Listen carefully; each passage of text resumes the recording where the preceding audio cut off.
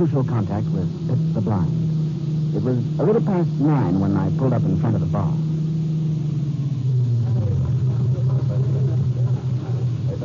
We're there, Lieutenant. So I say. And there's our truck parked across the street, right where they said it would be. Blow the horn. See if you can get the bartender to come out. They're looking out this way. I'll try to get... Someone's coming. It's Tubby. What's all the racket? Hello, Tubby. Oh, it's you. Pip inside? Yeah. What's with the leg? I broke a little bone in my foot. Can't walk on it. That's too bad. What do you want with Pip? I got a deal working. Can you call him out here?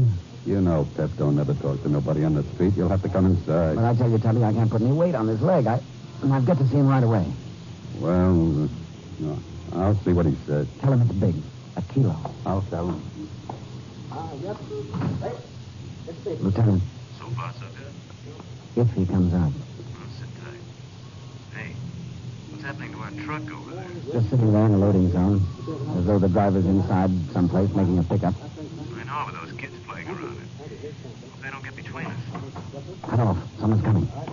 It's him. Hello, Pip. What's the matter? You get banged up? Chipped a bone in my foot. Slipped on the street the other day, and this is what happened. Yeah, you're getting old, son. Yeah. Get in, Pip. Yeah. What? Tubby tell you what I wanted? No, you just said you wanted to see me. I've got a fast deal for a kilo of H. I've got to have it right away. Stuff's hard to get nowadays. I don't know if I can help you. Pip, it's important. This party's a big dealer in Harlem. If I can deliver right, he'll be an important customer. You got the cash? 7,000. My price is 9, you know that. I know, Pip, but I've got to sell it for 9. That's the only way I could make my deal. I don't cut my price. Well, that means I won't make a dime out of it. Well, tell you what. This time only I'll make it 8,000. That means you make $1,000. From now on, it's 9 G's. Thanks, Pip. If it's quality stuff, I'm sure he'll pay more. What he's been getting is so cut up with powdered milk sugar, he usually won't take it. You don't have to worry about the quality of my stuff. On account of the leg, I can't get out of the car, Pip, so if you could bring the stuff out, I'd appreciate it. Here? I'll give you the money now if you like. You think I'm nuts? I don't do no business here. I run a respectable bar and talk to a few friends, that's all. Tubby will take care of me. Well, any way you want to handle it, Pip. Tubby? Yeah, Pip. Put your head in. Yeah?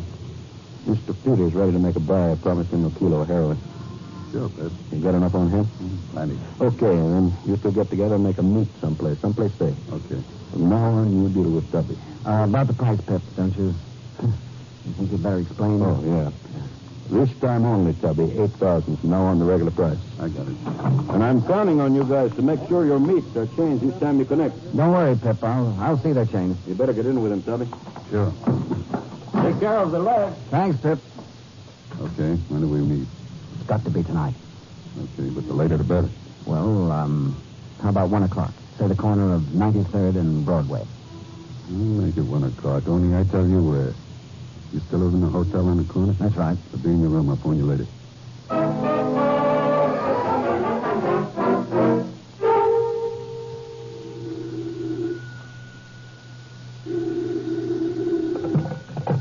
Hello? Me. What happened? Don't mention no names on the phone. All right, only what happened? It's almost 1 o'clock. The deal's off. What do you mean it's off? I counted on this. It ain't safe. The boss don't want to take no chance. But he told me tonight it was all set. I know, but there was a couple of bad cars in their neighborhood tonight. Now he says it ain't safe. What cars? There was a truck across the street 2-3 hours we ain't never seen around here before. And what's that got to do with it? That's for your own protection. But how can you be sure they were cops? When you're sure, it's too late. Nothing doing for the night, that's final. But when I tell my party, this may clear the whole deal, you know. We'll make it tomorrow, someplace out of the neighborhood. I'll have the stuff with me. I'll phone you tomorrow for a definite meet. Well, all right. I'll expect your call. Afternoon, when I get up. Okay. Goodbye.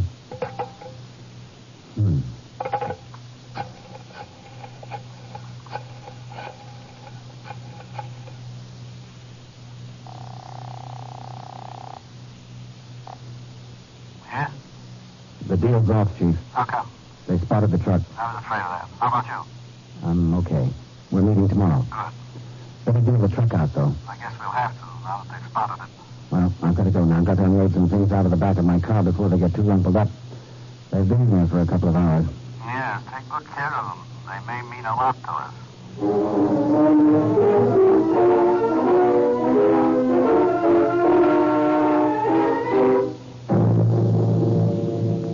next day, Tubby telephoned and gave me a new meeting place, far uptown. The meeting was to take place on a busy street corner in broad daylight at 5 that afternoon. At 3:30, I picked up Lieutenant Ryan. He got into the trunk compartment again, and at the designated time, I headed uptown to meet Tubby, as planned. I'm a little worried, Pete. What's wrong? I don't know. There's something fishy about this second meeting. Well, maybe they're just playing it safe.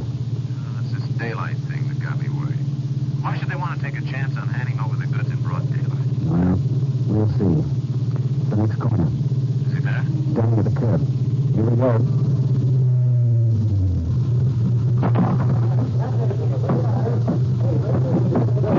Where to? Around the corner, I'll take it. 8,000. Here we go. How about the stuff? You'll get it after I count the dough. Here you are. Fine. 15. You didn't bring the goods with you, 50. I said you get it. Just keep going straight out, Clover. See?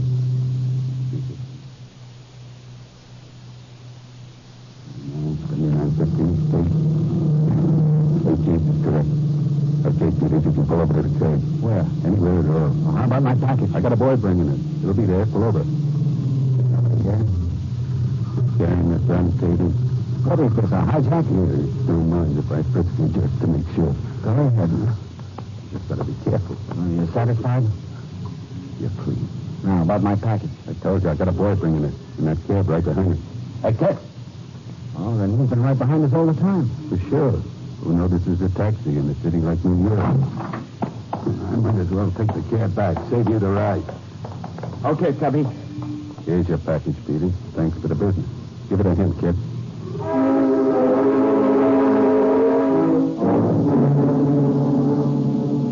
Tubby's messenger dumped the brown paper package into my front seat, and they both hopped into the cab. I waited till they were lost in traffic and then drove back downtown by a roundabout route to headquarters. Lieutenant Ryan got out of his hideaway in the trunk compartment in the presence of the chief and other agents. We opened up the brown paper package. Inside were 2 large, glassine envelopes filled with heroin. This was the evidence the Bureau had been waiting for. At last, we had the goods on number 121 of the international list. We planned the roundup for late that night. The bar on 105th Street presented too many problems, so we waited until Pip the Blind had transferred his operations uptown to his Harlem club, the White Kitten. It was just after 12 when Lieutenant Ryan, Chief Blair, and I entered the club. You know, place is jumping tonight. A little too crowded for comfort. Well, let's hope there won't be any action. You see him, Pete? Sitting at a table towards the back. Fellows like a drink? No, thanks. No tables left, but you can get a drink at the bar. Thanks very much. You looking for someone? Sort of. Or are you looking for trouble? Nothing like that, son. There he is. Come on. I tell you, we don't like people coming in here looking for trouble. Somebody say trouble? Your name, John Bartello? That's right. Also known as Pip the Blind? That's me. Who turned off the music? Shall I turn it back on, Pip? No, never mind, Tubby. We're federal agents, Mr. Bartello. So we're federal agents. That's all my income tax. You know this man? Which one? Your name is me, Pip. Never seen him before in my life. Perhaps we'd better discuss this outside. Sure you've seen him, Pip. He's the guy been coming into the other bar lately. I'm a special agent, Pip. You'd better come along. Is this a pinch? You too, Tubby. Okay, so we'll discuss it outside. Turn on that music again, somebody. I want to hear something hot when I get back. Okay, Pep. This is ridiculous. You've got nothing on us. I run a respectable business. My lawyer will help me out before we get downtown. You've got no evidence. I'm afraid this time you're mistaken, Pip. You recognize that car at the curb? That's Mr. Peters' car. So what? The man you claim you never saw before in your life. So? We happen to have photographs of the two of you sitting in the front seat of that car. Okay, so I know him. So I sat in his car. Some law says I can't. He was trying to sell me the car. And you should have bought it, Pip, because in the back trunk of that car, the evidence is going to put you away for a long time. Not me, pal. I never talk in front of witnesses. Let's go, boys.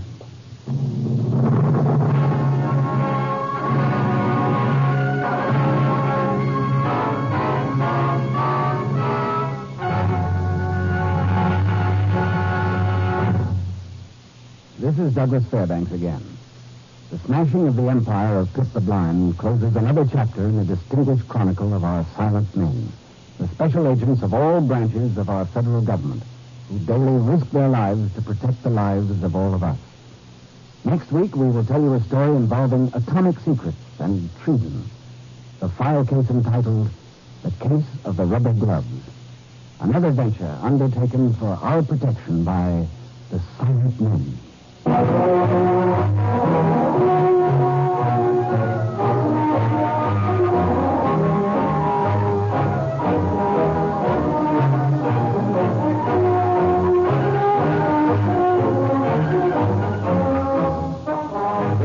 Is produced and directed by Warren Lewis. Tonight's case was written by Mr. Lewis and transcribed in Hollywood. All names and places were fictional, and any resemblance to persons living or dead was purely coincidental. Featured in tonight's cast were Herb Butterfield as Chief Blair, Paul Frees as Lieutenant Ryan, Jan Arvan as the Envoy Martinez, Ed Max as Tubby, and Lou Merrill as Pip the Blind. Your announcer is Don Stanley. Douglas Fairbanks may currently be seen in the motion picture Mr. Drake's Duck. Here again is Douglas Fairbanks. There are 10 million Korean refugees. 3 million have literally no house or town to go back to. They are completely and utterly destitute. Over 2 million have already died of wounds or exposure since fighting began. Many more millions of innocent Koreans will die this coming winter unless you give your unneeded clothing today to American Relief for Korea. That's ARC. A-R-K.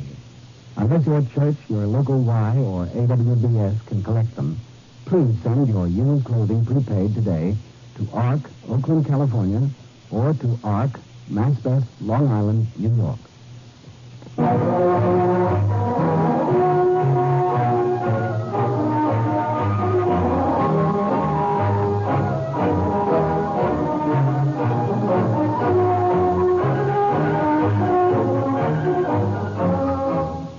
Again next week and every week to other exciting cases involving the law enforcement adventures of the special agents of our federal government.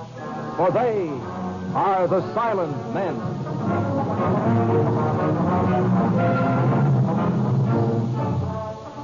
It's the Silver Jubilee on NBC. Monday means more fine music on NBC. This month.